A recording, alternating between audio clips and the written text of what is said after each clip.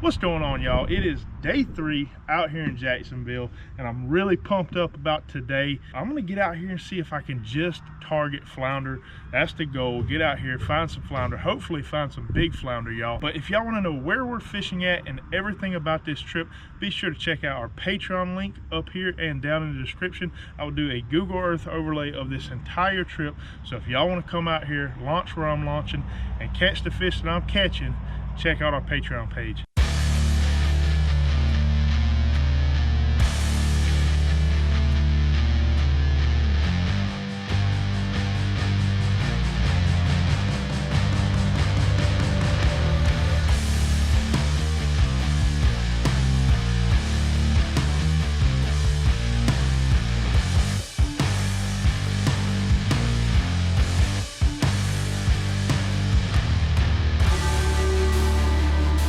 So we got this grass line right here. High tide is at 5 o'clock.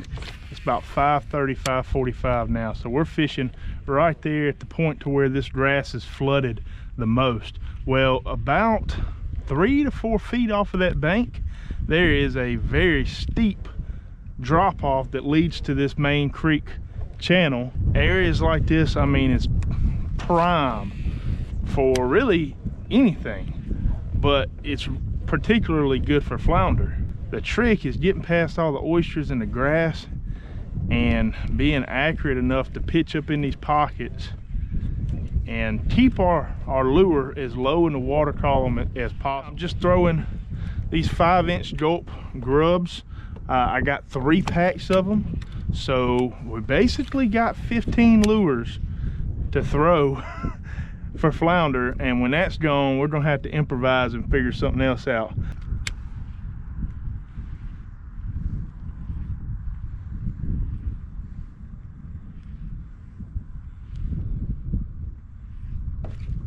There he is. Come on, be a flounder. That's a flounder. Flounder number 1, y'all. Bam! That is the targeted species, son. Oh yeah. Oh, there he goes. See ya. Sorry, he wasn't that big. Gotta love it when a plan comes together. Sitting right inside that creek mouth, y'all. Yes. I mean, he nailed it. Kind of thought it was an oyster at first, then it started swimming on me. Oh, I got whacked again. They might be stacked in there, y'all. I got whacked again. Whoo, we gotta calm down. We gotta calm down.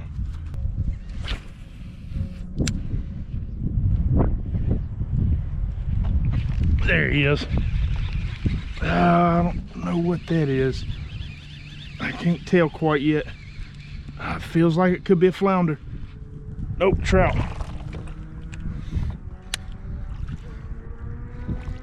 Little guy. Oh, man. See you, dude.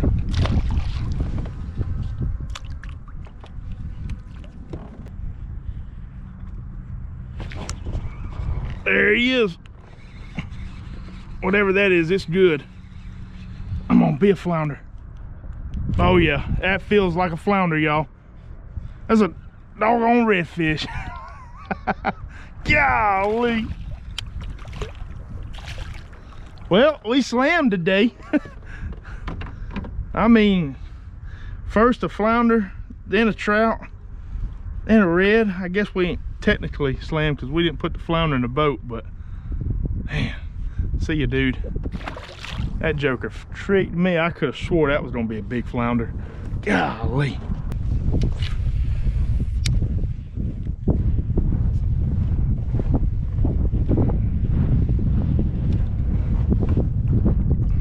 Freaking flounder followed it all the way to the doggone boat. And it was a good one too. Oh man, I hope y'all saw that. I'm pulling my lure out the water and a doggone flounder like was right there at it. Man, golly.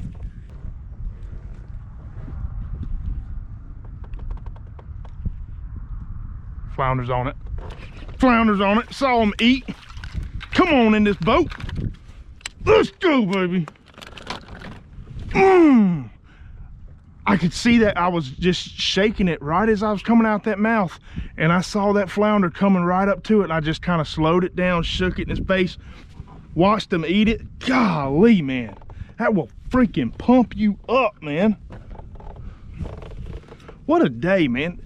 What a week. Y'all, we are having a killer week out here, man.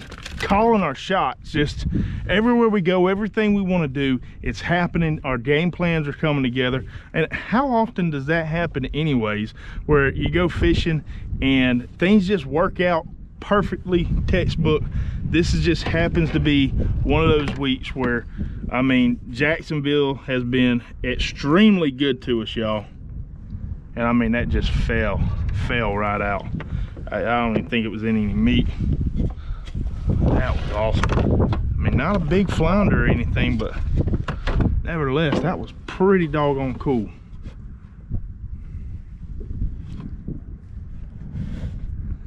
Right at about 15 inches, y'all. All right. We're gonna see if we can't catch us a bigger one though. See if we can't get us a bigger one. See ya. There you go. There you go. These are the grubs that we're using. Gulp 5-inch grubs in a, I think they call it a sardine pattern, but I'm fishing in clean water, so I don't want anything bold like a chartreuse pink, pearl white, or anything like that. Y'all know how gulp is too, man. I mean, they got some wild, very bright colors. And something like this, it's like a kind of like a cream white, green, a little bit of pearl in there to give it a little bit of flash. But overall, it looks pretty doggone natural in the water column. So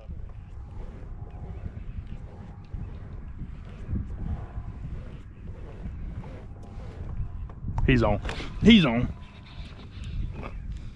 Come on.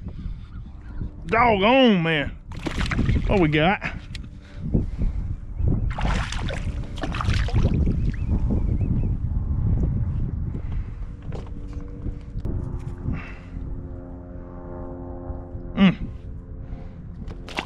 A doggone whiting. Whew, man.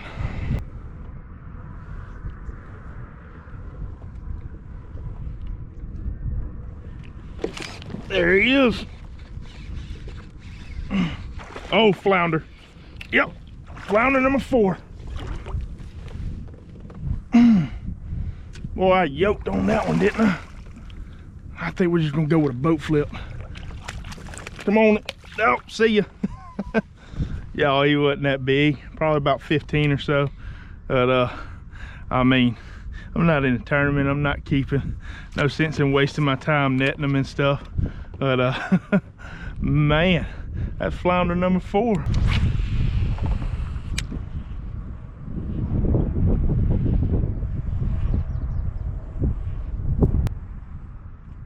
Here he is.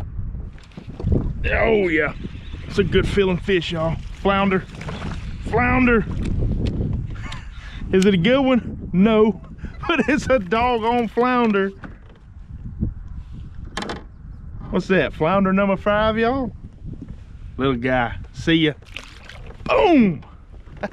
Oh man, dude, this is about as much fun as you can have.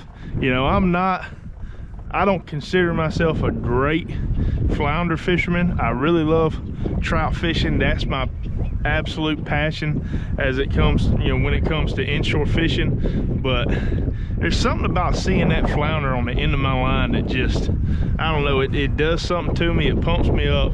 I absolutely love it. Y'all, if y'all want to know what I'm using, everything from the glasses on my head to the lures, jig heads, rod and reel, all that will be down in the description.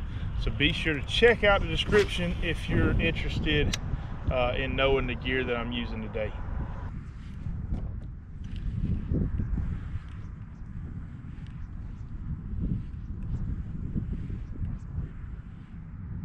There he is. Oh man, he nailed it one last time too. Golly, I might have set the hook a little too fast on that one, y'all. Oh my goodness. Oh well. Back to it. Ah.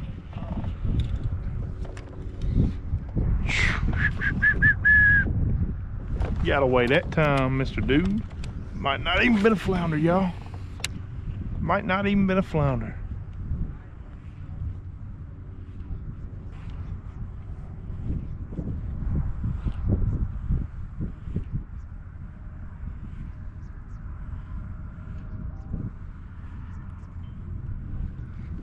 There he is. There he is. That's him. Oh yeah, that's a good one, y'all. Good flounder. Oh yeah, that's a good one. Come on. Come on. Man, it feels good. He ain't that big. Boom. Why are you getting everything wet?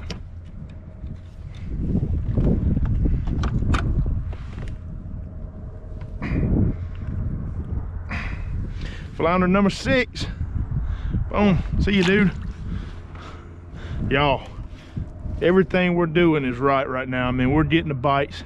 We're still waiting on that big one to bite. But I mean, it seems like really the creek mouths have been the most productive area for getting bit.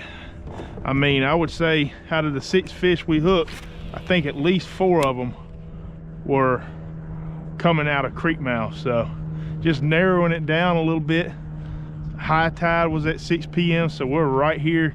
It's like 6:40 right now, and we started at like 5:30. So that right there tells you anything, that these fish are fired up right there at the peak of high tide.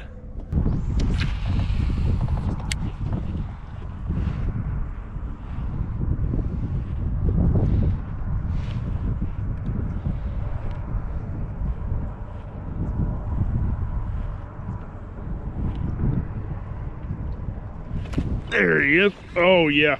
Oh yeah. Come on. Another flounder. Flounder number 7. Oh. Oh. Come here. Now that one is a good one. Don't spit it out. Don't spit it out. That's the biggest one of the day. Boom. Still not that big though, but beautiful fish.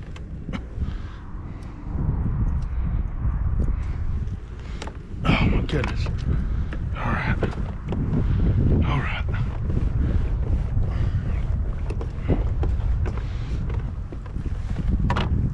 Yeah, that's a decent fish.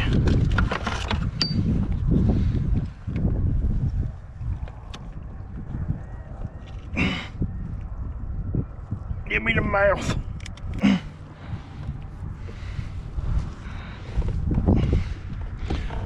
Boom, y'all. Flounder number 7. See what it goes.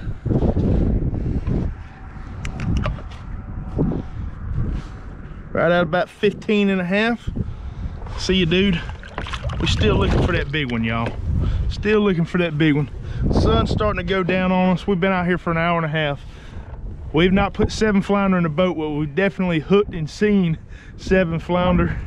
And really the tide is just now starting to move out, and I feel like if we had another hour of daylight we could probably catch 7 more. But got a lot of creeks coming up here, a lot of good area, and I think we can put another one in the boat, y'all. I mean, and all we're doing is just kind of, we're in shallow water, but we're using that 3/8 ounce jig head, which is maintaining really good contact with the bottom, and we're just bouncing it up, letting it sit for a minute, bouncing it up, letting it sit.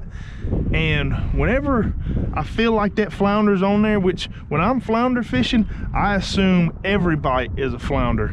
So there's 2 types of ways I'll set the hook on it. One is if I feel that just kind of doom and hold, I'll set my rod tip down, and when I'm like, yep, that's a flounder, I'll set the hook as hard as I can, right? That's the first type of hook set. The second one is if I just feel like something just charges it, I mean, I'm gonna instantly try to set the hook as hard as I can, and really that's the only two ways that I go about it. But a lot of people make flounder fishing to be something that's harder than it really is, and a lot of it is just maintaining good contact with the bottom, slowly working around, bumping it around, and when you get those hits, set the doggone hook.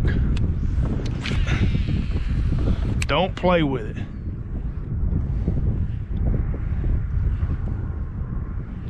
All right, y'all, so that's today's trip, day 3 out here in Jacksonville.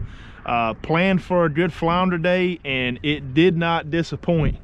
7, 8 flounder, I don't know. Obviously, we didn't put that many in the boat because we were just horsing them around, trying to boat flip them, and we really didn't care whether or not we got them in the net. We're not keeping or anything like that, but I mean, to come out here to get on a flounder bite like that, just insane. And we did it in less than 2 hours. It's not even 7:30. We started at 5:30. So day 4, not real sure what we're gonna do yet, but I'm gonna pull up Google Earth and hopefully put something together. Y'all, we're bound for a bust. This whole week has just been unreal with the fishing, so we're bound to have a bust. And but we're gonna try to get out there, fish a new area, and just give it hell on our last day in Jacksonville. So y'all hit that like button if you liked the video, comment with any questions, subscribe if you haven't already. We'll see y'all next time.